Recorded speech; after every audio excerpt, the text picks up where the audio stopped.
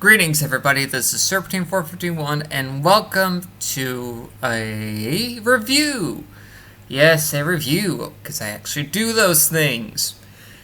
And what am I reviewing, you might ask? Well, if you can't tell by the title of the video, this is a review of the movie that just came out recently that I saw last night, It Chapter 2. Now, for my theater experience, I was watching the film and I was pissed. I mean, really, really pissed. Because I had a group of loud patroners that really aggravated me. I fucking hated it, guys. Fucking hated it. And to those chodes, you can lick my dong and balls for all I care. You shut up when you're watching a movie, you dunce caps. Anyway, let's actually get to the review. Spoiler free, I enjoyed the movie. I really did. It made me jump when I was supposed to jump. It made me laugh in parts, and it was actually very enjoyable. And I didn't mind the whole Richie being gay thing, which the miniseries tagged that little nugget onto Eddie. But hey, at least there were scenes that, with Muschietti, he adapted the novel in such a way that it stayed true to the original text, but also did its own thing. And this movie is the exemplification what he sought to do with the adult section. And I really enjoyed that. I really enjoyed the kind of changes that Muschietti made to make it relevant again. I mean, it will always be relevant. It's one of the most famous Stephen King books ever, and the 1990 miniseries I grew up with, and it still terrifies me to this day. This movie, even though it's not as scary because the miniseries was made for TV and was made in such a way that it left to your imagination to kind of put pieces together. Whereas this shows you a monster with CG and whatnot, and Bill Skarsgård and Tim Curry are just as terrifying as the other when it comes to portraying Pennywise the Dancing Clown and It. And I like all the different individual scenes with all the rest of the cast. It may not be as perfect as people wanted it to be, but that's fine. The characterizations are just solid. I really enjoyed the adult cast, and god damn,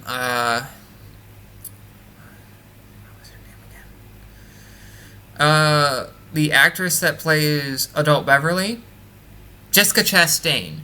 God damn. Very attractive lady. Very, very attractive lady. Bill Hader as Richie, that was great. His scenes were so powerful and impactful when, spoiler alert, Eddie dies.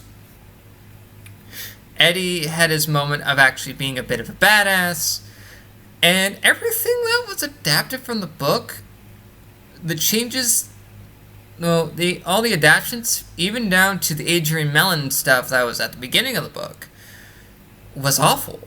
It was brutal, visceral, and just shows this awful side to people. That the underbelly of Derry just houses this monster that feeds on fear and misunderstandings. Well, mostly fear. And seeing Adrian Mellon's heart getting eaten out by it is just awful, to have his boyfriend really see that. That was awful. And having it just basically, we see it devour children. We've seen it, rip Georgie's arm off in the first film. But we also see it, eat the face of a little girl with a birthmark on her cheek, and completely eviscerates a kid in A House of Mirrors. Now, James McAvoy as Bill, perfect. I really loved that.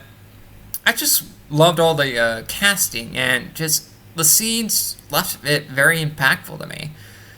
The scares themselves were actually very solid. They fit everything in all the different CG stuff, just like, oh, fuck me, man. Just disgusting.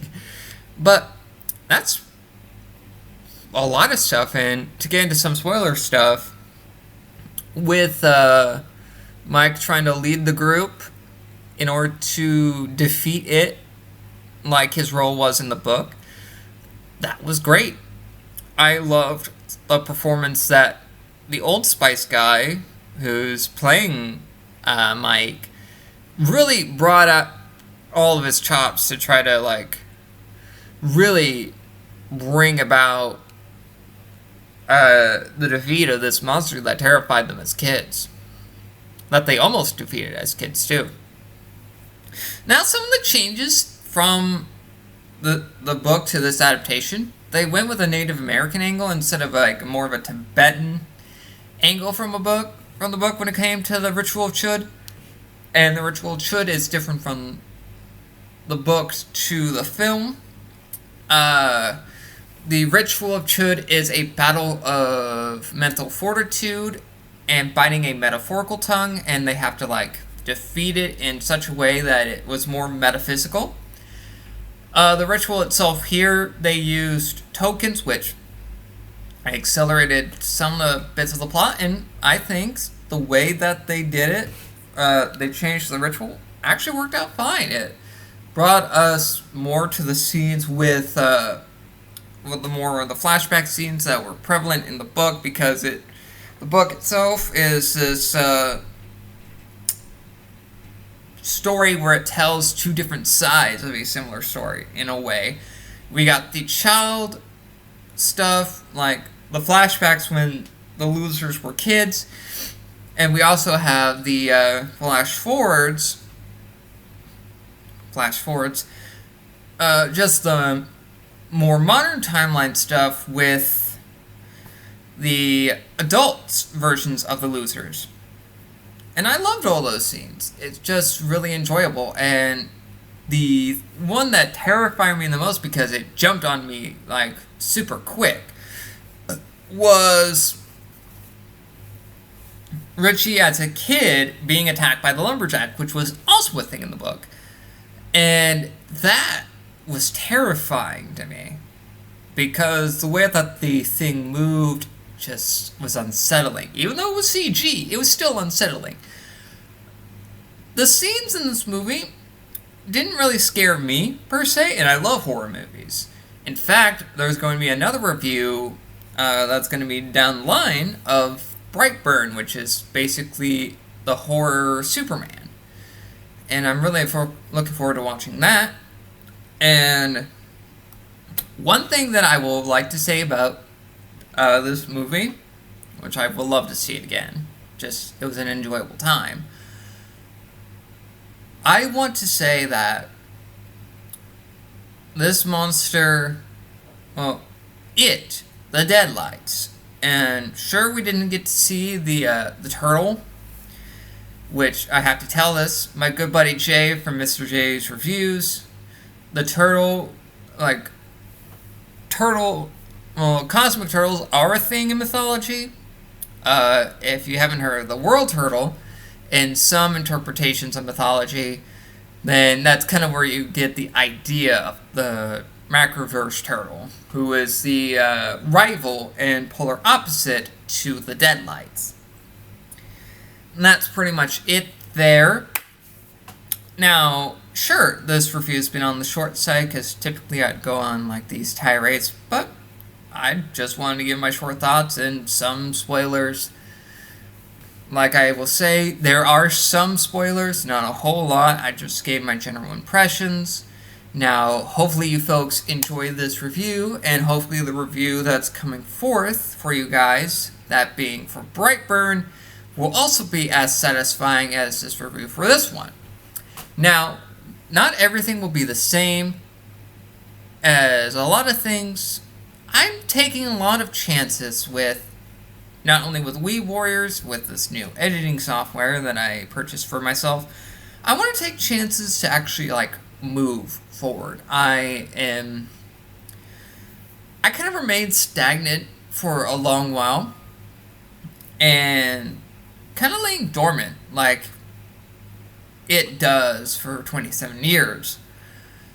But I'm now back to actually trying to commit to doing more videos, to doing stuff that I've said I wanted to do in the past and I'm going to do right now.